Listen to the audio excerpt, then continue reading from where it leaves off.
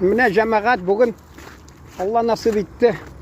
Наурыз бәйрәмендә булдым. Элекке елларда җиле салкын була иде.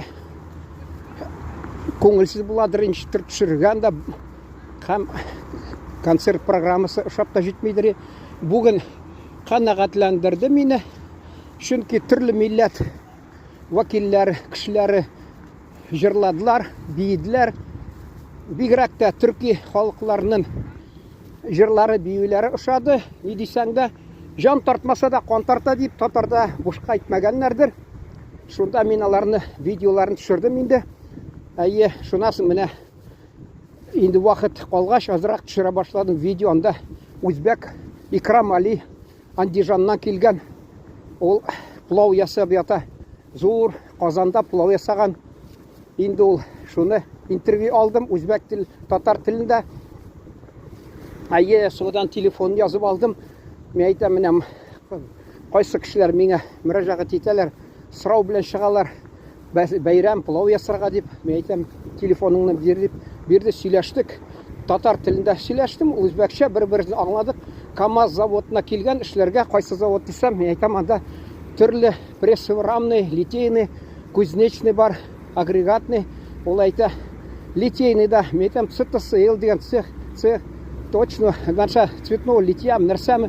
Мен де шул беләм аларны, беләм диде, шулай диде. Сөйләшеп киттек. Әйе, хезмәт хакы ничек түлиләр, ярар ди, шулай. Менә әйтәсем килә ул нәтиҗә әйтеп инде шуны. Менә элек безнең Аллаһ Тәгалә иман китергән илебезгә, әмма революциядан соң большевиклар, коммунистлар көрәшкәннәр, иманнан мәхрүм итәргә тырышканнар.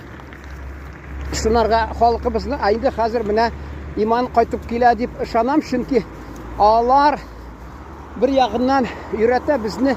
Алар безнең менә монда ярты миллион татар шәһәрдә, аның шуның яртысы гына 250 мең татар, әмма алар үзен теге милли рухын сиздерми, бик сабантуйларда да алай күренми, күзгә ташланмый. Соңыннан әйтәс килә тагы да инде менә икенче яктан ул безгә үрнәк. Аларның килгәннәре бер ягыннан ни шатландыра үзләренең мәдәнияте белән, җырлары, биюләр белән, икенче ягыннан алар менә шул биеп җырлаганнары безне менә өмет тудыра, чөнки алар җыр бию белән килмәгән, алар инде иман белән килмәгән, алар бар инде гадәттәгечә, әмма тагы әйтәс килә,